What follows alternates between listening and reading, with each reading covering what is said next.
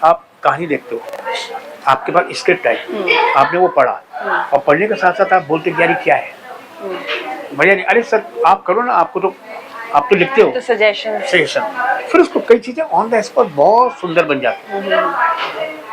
आपको भी खुशी होती है, डायरेक्टर को भी खुशी होती है और जो लेखक होता है उसको भी खुशी होती है कि हाँ ये सीन देखो कितना कि मतलब चीज कितनी अच्छी बनी। मॉनसून का मौसम and coffee with my new guest. अपने कैरेक्टर्स के सटल एंड रियलिस्टिक पोर्ट्रेल्स के लिए जाने जाने वाले एक्टर विजेंद्र काला आज मेरे गेस्ट हैं।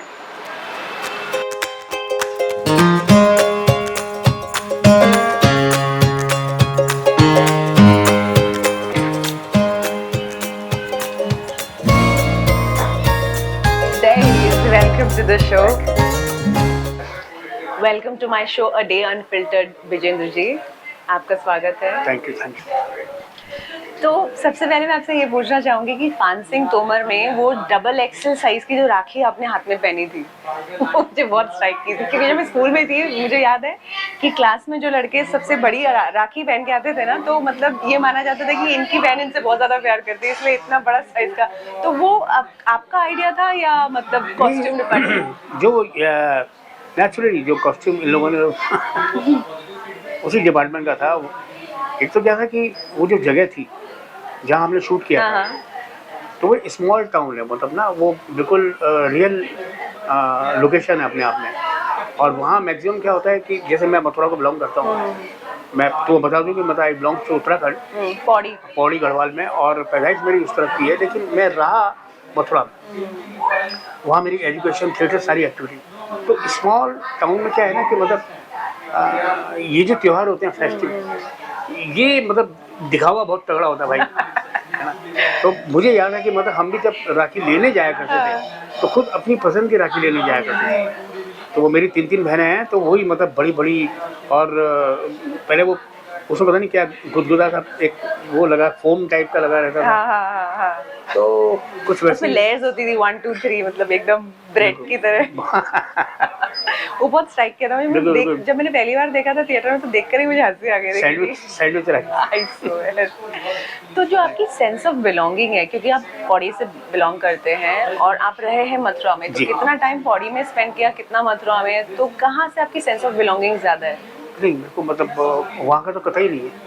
वहाँ तो मुझे लगता है कि मैं मतलब पैदाइश के बाद का वक्त आई डोंट नो कि मैंने कितना स्पेंड किया वहाँ, क्योंकि मेरे को यही पता कि मैं मथुरा में हूँ। पापा वेटनरी कॉलेज में कार्यरत थे और वहाँ जॉब करते थे, तो हम आई थिंक तभी आ गए थे शुरुआत में। मुझे लगता है कि मैं पैदा हुए, और क्योंकि जॉब थी पापा की यहाँ, तो मम्मी आ गई होंगी।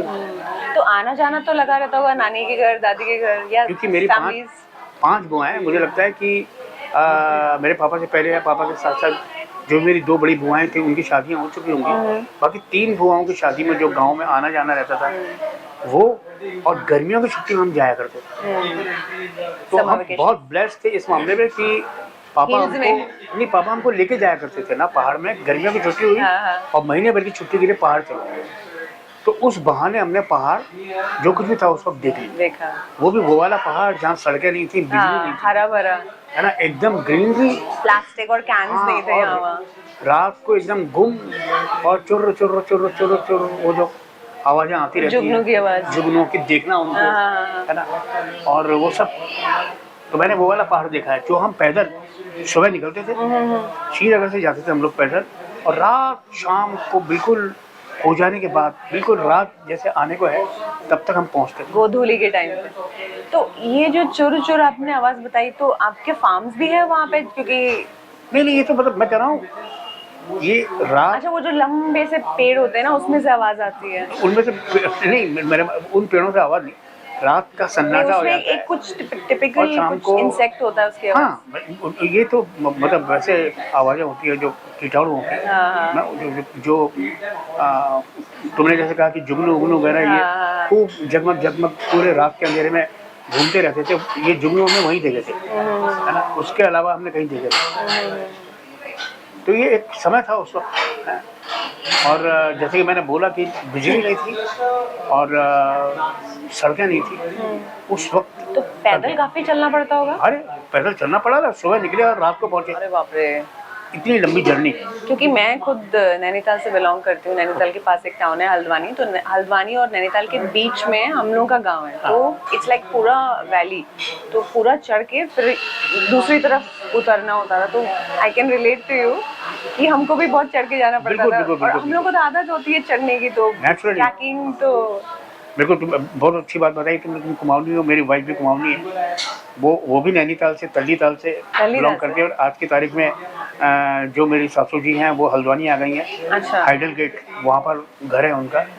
तो ये जो आना जाना हमारा लगा हुआ रहता था, जैसे मेरा सपना था कि मैं शादी करूँ तो बाहर की लड़की से करूँ। हाँ। वो इसलिए कि ये कनेक्टिविटी बनी रहे, कनेक्टिविटी, क्योंकि क्या होता है कि यहाँ प्लेन में आने के बाद फिर आपका जो एक आकर्षण होता है ना, वो धरा का धरा रहता है, जब तक कि कोई कनेक्टिविटी ऐसी नहीं है। हाँ। तो ठीक है, आपके कोई ना कोई रिश्तेदार तो होंगे, लेकिन क्या होता है कि मुझे नहीं लगता कि मतलब कि ससुराल जाने का बहाना जितना ज़्यादा होता है वो उतना और कुछ नहीं, आप अपने घर नहीं जाते हो। और वो भी पहाड़ों में हो तो बात ही क्या है।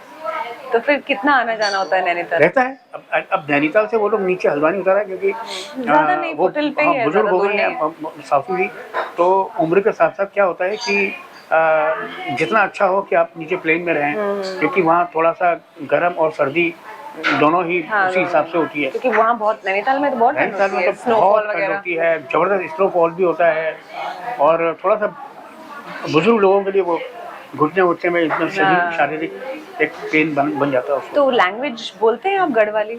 मैं गढ़वाली थोड़ी थोड़ी लैंग्वेज बोलता हूँ, जितना मतलब, क्योंकि मैं मथुरा में फेवरेट सॉन्ग आजकल कौन सा चल रहा है वहाँ पे, आपको पता है? ये तो नहीं पता, आजकल लेकिन बहुत ट्रेंडिंग म्यूजिक वीडियोस है वहाँ पे, बहुत चल रहे हैं, म्यूजिक भी बहुत अच्छा, और आवाज वहाँ के सिंगर्स की एकदम रूटेड, बिल्कुल बिल्कुल बिल्कुल, मतलब वो सोलफुल वॉइस। और वो जो अब जैसे कहते हैं वो जो एक्सपेरिमेंट करते हैं वो लोग अपनी म्यूजिक संगीत के साथ, वो बिल्कुल माशाल्लाह, बिल्कुल अभी के आज के तारीख में जो हम पंजाबी संगीत में या अपना बॉलीवुड के अपने म्यूजिक में देखते हैं, जिस तरह से यहाँ पिक्चराइजेशन होता है सेम वैसे ही करते हैं, और बहुत ही बढ़िया तरीके से करते हैं। और वो जो लोकल इंस्ट्रूमेंट्स प्ले किए जाते हैं उसकी ऑथेंटिसिटी जो है म्यूजिक को थोड़ा डिफरेंट एक फ्लेवर देती है, जिसकी वजह से बहुत वो फोकिश जो रहता है ना, जिससे आप रिलेट कर सकते हैं, वो लगता है। नहीं, बहुत सुंदर, बहुत बहुत बहुत अच्छा, बहुत प्रोग्रेस है। आपको क्या लगता है आपकी जो यूएसपी है, क्योंकि बहुत रिलेटेबल हैं, आपके परफॉर्मेंस में बहुत वार्मथ है, जो आपके ऑडियंस इतना आपको सराहते हैं, यहाँ तक कि मतलब अगर स्क्रीन टाइम कम भी हो किसी रोल की तो भी लोग उतना ही आपको पसंद करते हैं, आपको लगता है ये आपकी यूएसपी है या कुछ और भी आपकी नज़र में आपकी यूएसपी है? मेरी यूएसपी बस यही है कि मतलब मुझे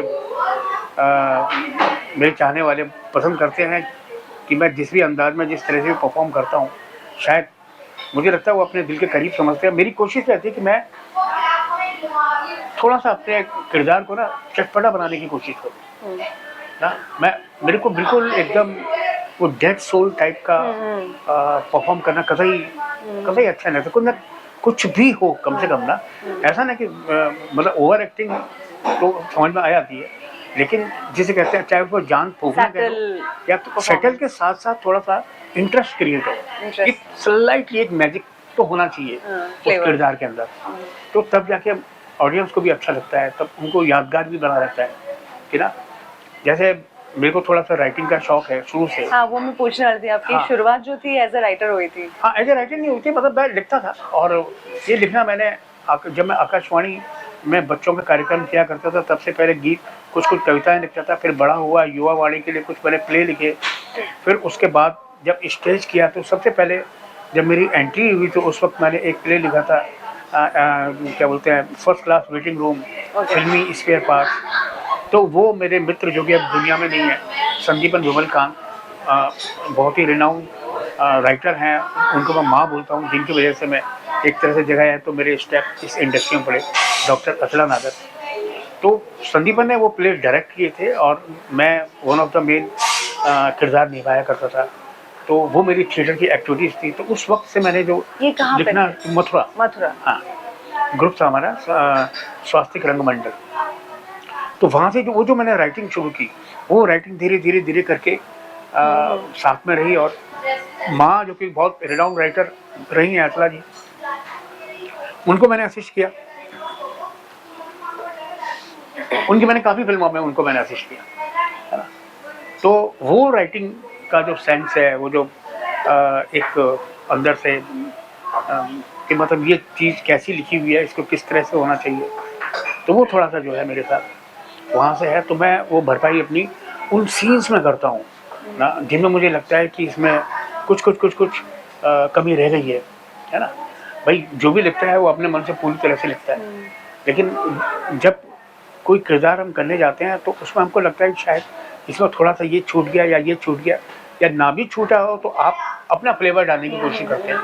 तो वो डायरेक्टर की रजामंदी से, और वो कई बोलते भी हैं, अरे सर बिल्कुल क्यों नहीं, मतलब कभी कभी क्या होता है कि आप परफॉर्म करते करते कुछ चीज़ें ऐसी आ जाती हैं कि आप ऐसे छोड़ दे, सर आपने वो रिहर्सल में किया था वो कीजिए ना, मैंने डालूँ सर, मैंने कहा हाँ सर। तो एक्टर होने का फायदा राइटिंग में मिला होगा आपको, और हाँ, राइटर होने का फायदा एक्टिंग में। बिल्कुल क्योंकि एज अ ट्रेन एक्टर, क्योंकि आपने थिएटर भी किया है, तो एक किरदार को समझने का जो विजन होता है एक एक्टर का, तो वाइस वर्सा वो कॉम्बिनेशन जो आप में है। हाँ। तो अभी भी आप लिखते हैं या? मैं ज़्यादा कदा लिखता हूँ, लेकिन अभी फिलहाल ऐसा कुछ नहीं लिख रहा, लेकिन हाँ कुछ चीज़ें हैं मेरे पास जो कि देखो समय रहते कब कौन सी चीज़ बन जाए। तो आपका जो जर्नी था मथुरा से दिल्ली और दिल्ली से फिर मुंबई, उसके बारे में कोई इंटरेस्टिंग एपिसोड आप शेयर करना चाहें? तो इंटरेस्टिंग एपिसोड क्या, मतलब मैं ये बताऊं कि जैसे कहानी किससे सुने जाता है ना इस तरह के कि आप भाग के वहाँ पहुँचे मुंबई, ज़्यादातर बच्चे भाग के बॉम्बे आते हैं, उनको हीरो बनना है, एक्टर बनना है ना। लेकिन मेरा ये था कि मतलब कि मैं भाग के तो नहीं, लेकिन हाँ जिद करके मैं लखनऊ गया था। लखनऊ गया था क्योंकि वहाँ लखनऊ में माँ असला जी हैं, उनका छोटा बेटा सिद्धार्थ। उनके बारे में आपको किसने बताया था? किनके? सबसे पहले माँ जो अब वो तो मथुरा में थी ना, मथुरा उनकी ससुराल थी, वो आकाशवाणी में थी। अच्छा। रेडियो में, अब मैं रेडियो में जाया करता था, तो वहाँ से मेरी उनकी जान पहचान हुई, और उनका ग्रुप था स्वास्तिक थिएटर, और मैंने थिएटर देखा भी नहीं था तब। जब मैंने पहली बार थिएटर देखा तो मुझे लगा कि अरे ये तो जीवंत एकदम लाइफ है अपने आप में, ये करना चाहिए। उसके बाद उन्होंने मुझको लिया, और फिर एक थिएटर वर्कशॉप हुई थी मथुरा में, वो की, वो हमारे बहुत सीनियर अनिल चौधरी साहब मथुरा को बिलोंग करते, वो नेशनल स्कूल ऑफ ड्रामा से थे, पास आउट, तो उनको एक वर्कशॉप करनी थी मथुरा शहर के अंदर, तो वहाँ मैंने वो वर्कशॉप ज्वाइन की। और इत्तेफाक ये कि मतलब मेरे पास जो 25 रुपये जमा थे उससे मैंने वो रसीद कटाई, उसमें एंट्री ली, और जब वो रसीद कटी तो 1 नंबर था। तो मुझे लगा कि मतलब अरे मैं ही आया हूँ पहला, और तो कोई है ही नहीं यहाँ पे। तो बड़ा डिसअपॉइंट फील हुआ, मुझे लगा कि यार ये कहीं मेरे पैसे ना मार दे कोई। तो मैं गया, तो रमेश भाई बहुत सीनियर कलाकार थे मथुरा शहर के, तो उन्होंने कहा कि जा तूने बॉनी कराई है, समझे, वेरी गुड। और फिर उसके बाद मैं रोज़ जाता था, पता करता था कि कितने लोग आए, तो करीब 90 प्लस 97 के आसपास स्टूडेंट्स आ चुके थे, और फिर वो वर्कशॉप में सबने हिस्सा लिया। तो औरों का मुझे याद नहीं, लेकिन मुझे पता है कि 1 नंबर मेरा था। मैं ही फिलहाल इंडस्ट्री में मतलब इस फील्ड में इन्वॉल्व हूँ। तो अप्रिसिएशन वहाँ पे भी मिला होगा आपको उस परफॉर्मेंस? हाँ, उसमें मैंने जो हमने प्ले किया था गांधी जी की बकरी। गांधी जी की बकरी जी, ओके। तो जो मुख्य किरदार में थे वो सब शहर के नामी गिरामी, कोई किसी का ये बिजनेस है, किसी का वो बिजनेस है, किसी का फलाना, किसी का, उन सब लोगों ने मेन किरदार निभाए, और मुझे दिया गया एक युवा ग्रामीण, एक गांव में जो भीड़ में जो एक बच्चा होता है, तो मैं छोटे था उस वक्त, लेकिन ये मेरे लिए खुशी की बात है कि मतलब हमारे बड़े सीनियर वीरू भाई, वीरेंद्र सक्सेना, दिनमान में एक मतलब ड्रामा इसका क्रिटिक्स वो लिखा करते थे, रिव्यू लिखा करते थे, तो उन्होंने उस प्ले की रिव्यू लिखी, और जो 5-6 कलाकारों का जो नाम था उसमें एक नाम मेरा भी था, कि उन्होंने अप्रिशिएशन देने की, उन्होंने कहा कि बड़ा अच्छा काम। तो ये एक रहा, इस तरह का प्रोसेस रहा। फिर दिल्ली में भी आपने किया थिएटर? फिर दिल्ली, हाँ दिल्ली में, मतलब दिल्ली में तो क्योंकि हम मथुरा में रहते थे, और मथुरा से दिल्ली वही मतलब 150 किलोमीटर के अंतर्गत आता है, तो मंडी हाउस आना जाना तो लगा ही रहता था। तो दिल्ली में मैंने चरणदास चोर, घासीराम कोतवाल, आपका ये मैंने जो खुद लिखा था इंस्पेक्टर मातादीन चांद पर, इंस्पेक्टर मातादीन चांद पर, ओके। वो आपका हरिशंकर परसाई जी का लिखा हुआ एक करीब 2-2.5 पन्ने का एक कहानी है, उसको मैंने फुल फ्लैश पूरा प्ले लिखा और उसको मैंने परफॉर्म किया था वहाँ। तो हमारा एक ग्रुप था वहाँ पर, साक्षी, और मथुरा में जो ग्रुप था हमारा स्वास्तिक, तो दोनों ने साथ मिल करके वहाँ पे परफॉर्म किया। और थिएटर आपने मुंबई में भी किया? थिएटर मैंने मुंबई में भी किया। मैं जब शुरू में आया था तो मेरे मित्र यहाँ पर समीर इकबाल पटेल, तो हम लोगों ने एक ग्रुप बनाया अनमोल करके, और उसमें कुछ प्लेस किए। बाद में बिगड़े हालात, और मतलब कम से कम 2-3 प्ले यहाँ पे किए। बात में बिगड़े हालात। हाँ, ये आपने मुंबई में किया था? ये मैंने मुंबई में किया था। बात में बिगड़े हालात ये आपने लिखा था? नहीं, ये एक योगेश करके हैं, उन्होंने लिखा था। मैंने भी एक प्ले लिखा था वहाँ पे, और वो परफॉर्म किया यहाँ पर, वो मैंने डायरेक्ट भी किया था, है ना। और काफ़ी सारे कलाकार जो कि मतलब थिएटर के साथ साथ, क्योंकि प्रॉब्लम क्या आती थी ना कि हर एक कोई चाहता था कि वो फिल्म करे या अपनी रोजी रोटी में व्यस्त रहे, तो इससे कुछ मिलता तो था नहीं, है ना। तो फिर फाइनली ये हुआ कि भाई कोई नहीं, फिर मुझे लगा कि मतलब कि मैं आया हूँ किस लिए, तो फिर उस तरह से धीरे धीरे मेरा थिएटर छूट गया। तो फर्स्ट ब्रेक के बारे में आप बताइए कुछ, acting break on screen. First break मेरा भाई देखा, जब मैं मथुरा में था तो मैंने किया था एक तुम लौट आओ, संदीपन ने दिलाई थी मुझे। उसमें एक सीन किया था मैंने मंडी हाउस में खड़े होकर, और उसके बाद फिर जो कायदे की फिल्म आई वो आई थी सुबह होने तक। तो वो संदीपन ने डायरेक्ट की, माँ ने अतरा जी ने लिखी थी वो, और लखनऊ में हम लोगों ने शूटिंग की। अदरवाइज लोग, ऑडियंस आपके जो फैंस हैं, वो ये सोचते हैं कि हासिल आपकी पहली फिल्म। हासिल तो जब मैं बॉम्बे पूरी तरह से जब मैं आ गया, है ना, ये जो मैंने बाकी की फिल्में की थी मथुरा में रहते हुए की थी। जब बॉम्बे आ गया मैं, उस वक्त जब तिग्मांशु भी आ गए यहाँ पर। तिग्मांशु सर आपके रिलेटिव हैं? तिग्मांशु मेरा कजिन है। ओके। और वही मतलब हम लोग शुरुआती वक्त था वो, और वो एक वक्त ऐसा था कि वहाँ कुछ करने को ज़्यादा होता नहीं था, है ना। शाम को क्रिकेट खेल ली, शाम को बैठ करके फिर क्या बोलते हैं संगीत चल रहा है, फिर उसी पर चर्चा हो रही है। हर फील्ड से हर कोई, जैसे तिग्मांशु डायरेक्टर है, बाकी एक्टर जैसे इरफान थे, मैं हूँ, संजय है, सौरभ शुक्ला है, बहुत सारे लोग, तो एक गेट टुगेदर टाइप आए दिन होता रहता था। खेलते थे साथ में, शाम को सब लोग क्रिकेट खेलते थे। ये कहाँ पे? ये मतलब एक तो आरे के अंदर न्यूजीलैंड हॉस्टल उस तरफ जो मैदान है, अदरवाइज जहाँ जैसे टिशू जहाँ रहता था तिग्मांशु, उसके साइड में पीछे एक थोड़ी सा स्पेस था। बहुत ऐसा नहीं कि पूरी फुल तरह से, अंडर आर्म खेलते थे बिल्कुल। तो वो एक शौक था सबका, थोड़े फ्रेश फील करते थे, सारे के सारे शौकीन थे क्रिकेट के। तो बस धीरे धीरे करके ये चीज़ें जो है, लेकिन फिर आहिस्ता आहिस्ता जो जैसे व्यस्त होता चला गया, फिर वो सारी कनेक्टिविटी खत्म होती चली। सब अपने अपने फील्ड में अपनी अपनी जगह पे मशहूर हो गए, है ना। सबने अपना काम शुरू कर दिया। जैसे इधर इरफान निकल गए, उधर तिग्मांशु निकल गए, धीरे धीरे करके इधर संजय मिश्रा, इधर मैं, या बाकी के सौरभ शुक्ला, सब अपने अपने कामों में व्यस्त हो। तो वो जो गेट टुगेदर, जो मीटिंग थी, वो दौर खत्म हो गया। वो एक जो किस्सा कहानी बन के रह गया। हाँ, क्रिकेट के लिए होता था और भी ड्रिंक्स वगैरह के लिए भी होता होगा। बिल्कुल, शाम का एक होता ही था। लीजिए ना, सारे लोग जो है। तो आपने जो डायलॉग्स लिखे थे, कहानी घर घर की मैं कुछ टीवी के लिए ही या टीवी के लिए? कहानी घर घर के मैंने कुछ समय किया, कुछ डायलॉग्स जो थे, क्योंकि वो धीरज चन्ना जो हमारे मित्र थे, वो एक्टिंग भी करते थे और उन्होंने लिखा हुआ था वो। तो उसके साथ साथ क्या हुआ कि उनको पता था कि मैं लिखता हूँ, क्योंकि मैंने बालाजी के लिए कुछ झुकी पलकें, उसके डायलॉग लिखे, कहानी तेरी मेरी, उसके डायलॉग लिखे। तो इस तरह से जो किया, तो कहानी घर घर की में भी मैंने कुछ समय तक कुछ एपिसोड किए।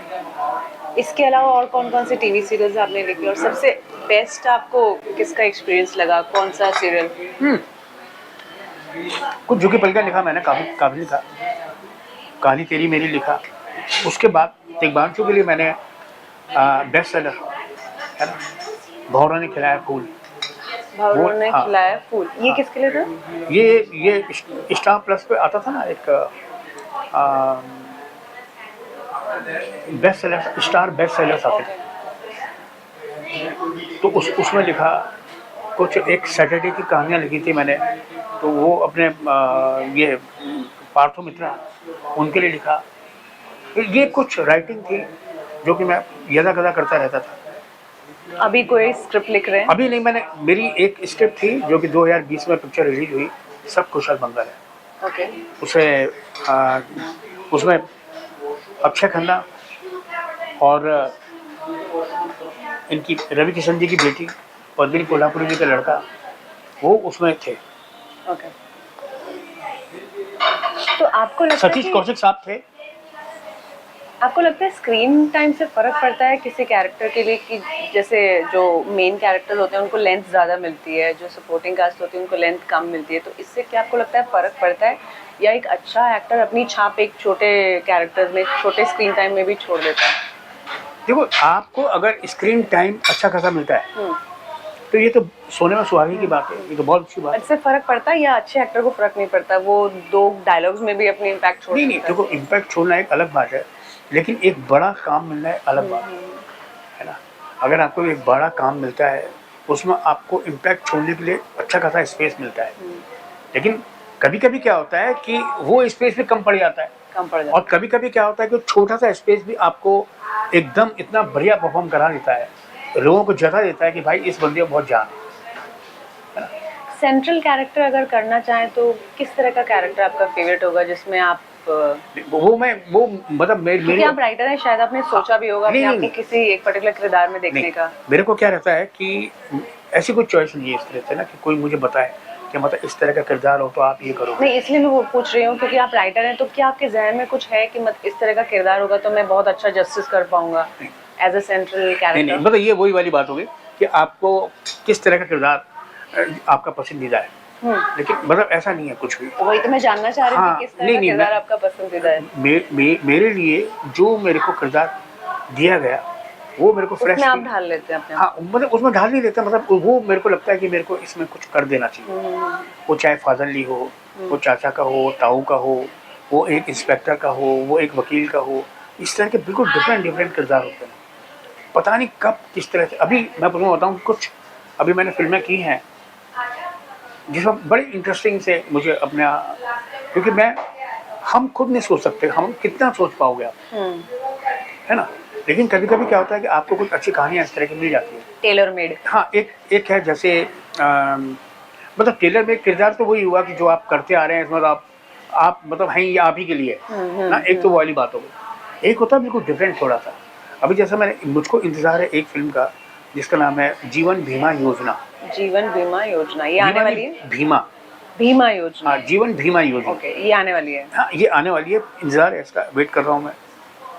और जॉनी जंपर, हाँ, ये फिल्म है, इसका मुझे वेट है, अच्छी फिल्म है। एक मैंने सीरीज की है अभी उमेश विष्ट जी की, जिसका नाम है, आई थिंक टाइटल वो चेंज करेंगे, सिग्नल। और उसमें एक अलग सा किरदार है।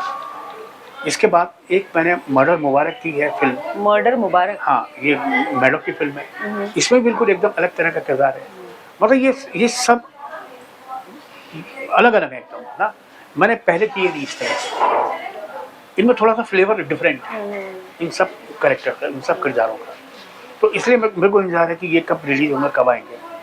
तो ऐसा ही होता है कि मतलब इसी तरह से कुछ ऐसी चीज आपको मिल जाए जो कि आप सेंट्रली परफॉर्म कर रहे हो, उसमें आप इम्प्रोवाइज करने की लिबर्टी लेते हैं, आपको दी जाती है। हाँ, वो मैंने बोला ना, ये सब डायरेक्टर को के हिसाब से होता है सब, मतलब उसी की चॉइस पे आप कुछ कर पाते हो।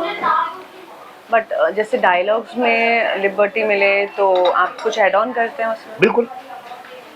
या फिर कैरेक्टराइजेशन में कभी कभी क्या होता है ना कि आप कहानी देखते हो, आपके पास स्क्रिप्ट है, आपने वो पढ़ा, और पढ़ने के साथ साथ आप बोलते हैं यार ये क्या है, बढ़िया नहीं, अरे सर आप करो ना, आप तो लिखते हो, तो सजेशन, फिर उसको कई चीजें ऑन द स्पॉट बहुत सुंदर बन जाती है। आपको भी खुशी होती है, डायरेक्टर को भी खुशी होती है, और जो लेखक होता है उसको भी खुशी होती है कि हाँ, ये सीन देखो कितना, कि मतलब चीज कितनी अच्छी बनी। तो विजेंद्र जी अपनी आने वाले प्रोजेक्ट्स के बारे में बताएं। आने वाले प्रोजेक्ट्स में मैडम की 3 फिल्में हैं। कौन कौन सी? एक तो सर्वगुण संपन्न, रूमी की शराफत, किसकी शराफत? रूमी की, रूमी की शराफत और मर्डर मुबारक। मर्डर मुबारक। ओके। एक वानी के साथ है, एक सारा के साथ है, और एक आपका ये अरे क्या नाम है इसका, इरफान की बेटी बनी थी, उसका नाम दीपिका? दीपिका नहीं, नहीं। राधिका, आपके? नहीं, मदान? मदान। ओके। तो ये इनके साथ है। और आपने मतलब हीरोइंस के बारे में मेंशन किया, इनके साथ है, इनके मतलब उसके एक्टर्स के बारे में, ये डिस्क्रिमिनेशन क्यों? एक्टर्स के बारे में क्यों नहीं मेंशन करें? हीरो है ही नहीं, हीरो ही नहीं। ओह। तीनों में हीरो टाइप कोई नहीं है, मतलब ऑपोजिट कोई तीनों सब्जेक्ट जो है ना ओके, फीमेल सेंट्रिक है। फीमेल सेंट्रिक है। ओके। तो मतलब उसको मैं अपने आप को ही समझ रहा हूँ सब। ओह। खैर, इसके बाद एक अभी सीरीज है सिग्नल, जो कि मतलब उमेश जी ने की, और एक सीरीज और है जिसका नाम है आपका रोड साइड ओपेरा। और अभी एक नया काम जो स्टार्ट होने जा रहा है अगस्त में, वो काजोल जी के साथ है। फर्स्ट टाइम मैं इंटरेक्ट करूँगा उनके साथ, स्क्रीन शेयर करूँगा, और उसका नाम है दो पत्ती। ये फ्लोर पे जा रहा है। ये OTT के लिए? हाँ, नेचुरली सीरीज है तो ओके, सीरीज है। दो पत्ती। ओके।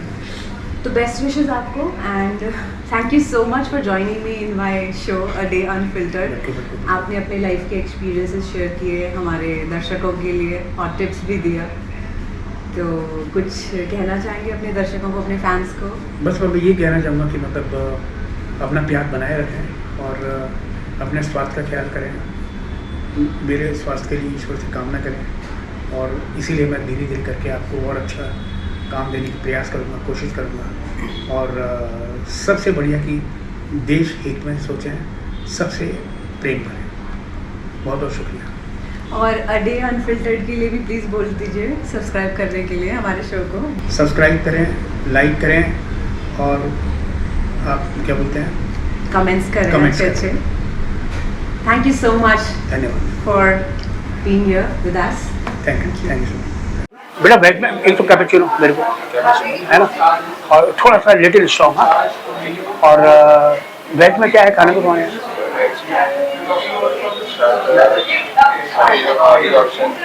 नहीं नहीं,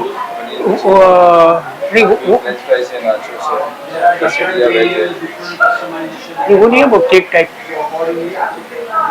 पेस्ट्री टाइप, ब्राउनी कर दो। हाँ, ठीक है।